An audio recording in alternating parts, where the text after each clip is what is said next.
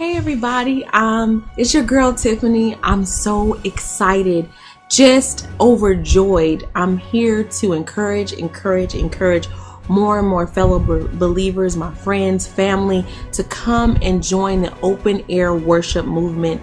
This movement is going to be epic. It's going to be an event that you do not want to miss.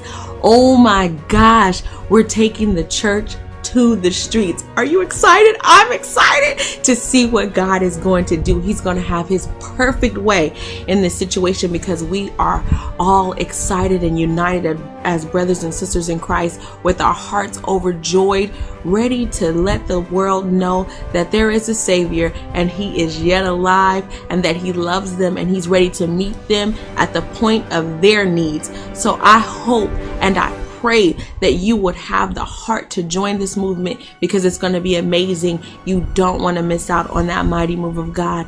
God bless you, and I look forward to seeing you there.